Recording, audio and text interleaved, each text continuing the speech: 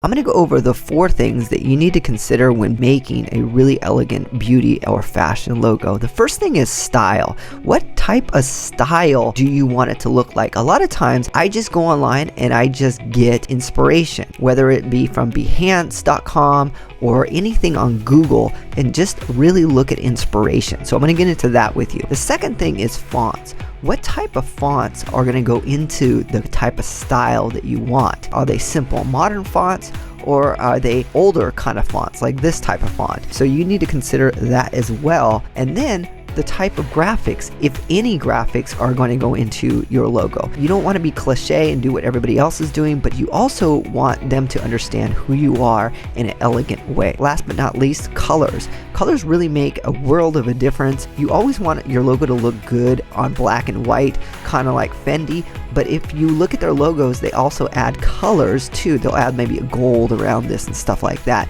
So they'll have different versions of their logo. Colors really represent the feeling of your logo. All right, so let's get started. The first thing you want to do is hop on over to this logo maker platform. You could create a free logo here. It's Logomakr without the E. That's Logomakr. You should see something like this, and just click get start my design.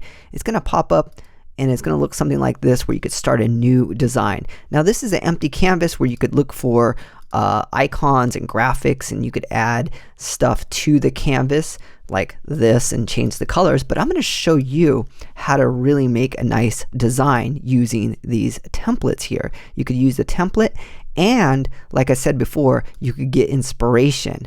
So the first thing you want to look at is style. What kind of style do you want? And I highly recommend just going through some of their stuff, and then you could start editing their style. So let's just say you wanted this right here. You just click on that, and now you could edit all of this stuff. You could change the colors. You could swap out this color. So let's just say I want to swap this out with like beauty.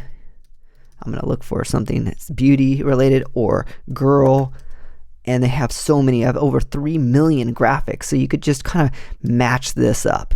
And part of the style is making sure that your icon, so when you have an icon and you add it here, you want to make sure the icon matches the font, meaning it looks similar to the font. Notice the little curl right here, and notice these little curls right here with the girl and the fashion right there. You want to do that. Here's what it looks like if you don't match the font. This is the most professional thing you could do, is match the icon with the font. A lot of people will get this wrong, and then their logo looks like this. Look at the difference of this logo. That looks good. This is a cool font, but it's not a cool font with this right here. So the biggest thing is you want to match that up with a font that looks similar.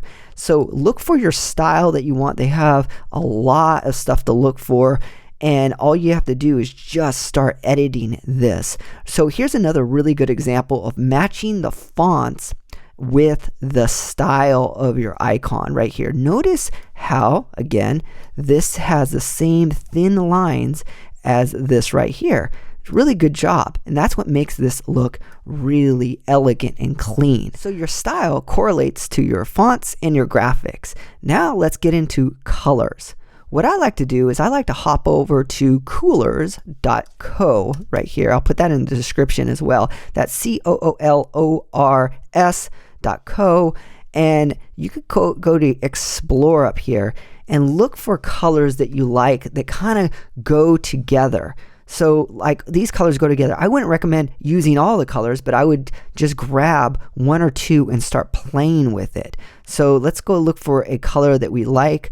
So maybe this is a nice earthy kind of subtle tones, and I like this. Let's copy that. Let's hop on over here and let's paste that in here. And that's a nice earthy kind of tone, and then you could start playing with it. But we could also get another logo and kind of do the same thing with it. Let's just go down and let's get, maybe that's another Pure Fashion, really cool one. Let's get this one. I'm going to show you multiple colors within this right here. And what you got to look out for is the layers right here when things are overlapping. So let's say I want to change this butterfly out to a different butterfly. There you go, I got it.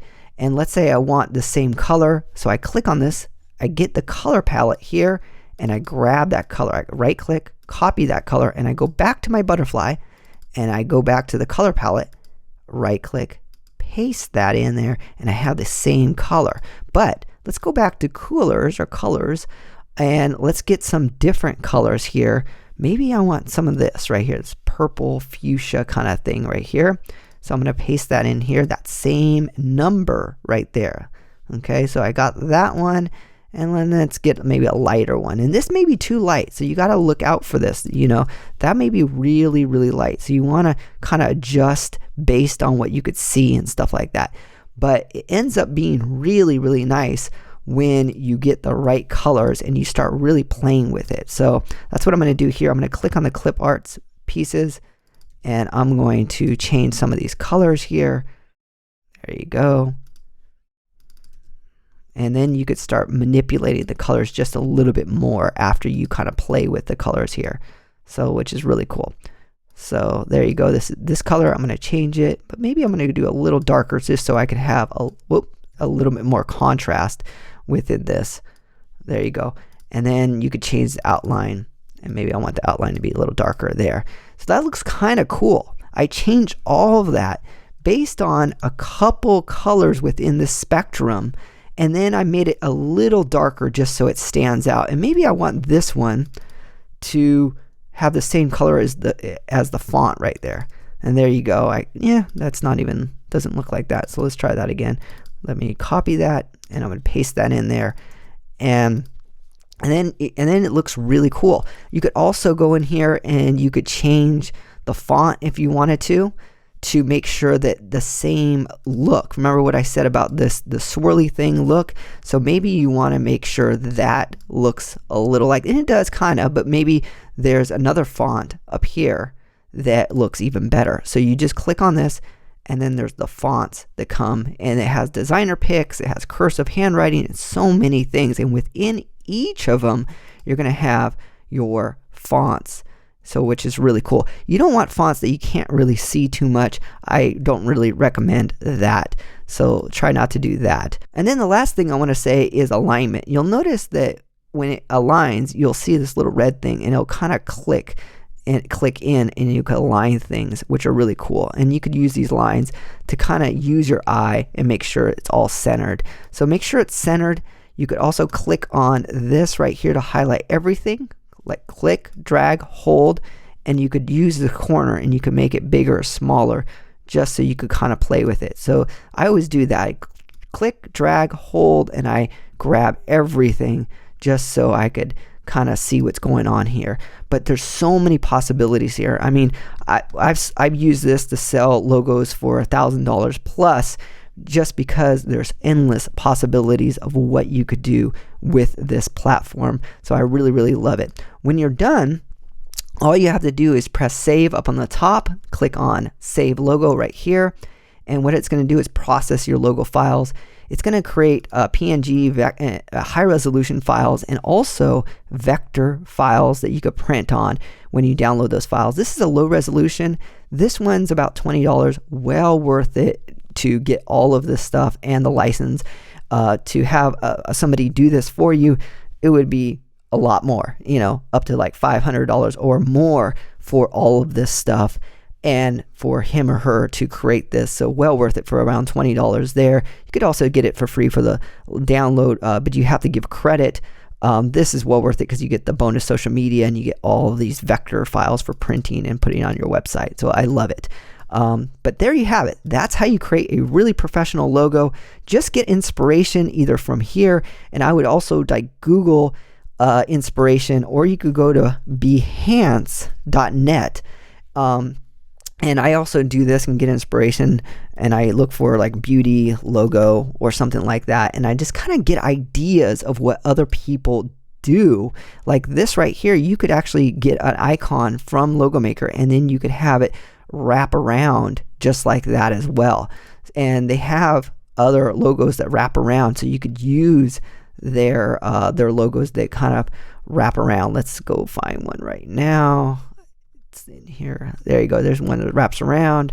Here's another one that wraps around, and then you could take off elements of this. Let's just say you just don't want some of this background stuff. You could just take this off. I'm going to delete that. I'm going to highlight all this. And then you could just start playing with this and just either delete elements and add elements. Really, really cool, really fun stuff. Okay, well, I hope you enjoyed this. Let me know if you have any comments in the comment area below, and I will talk to you later.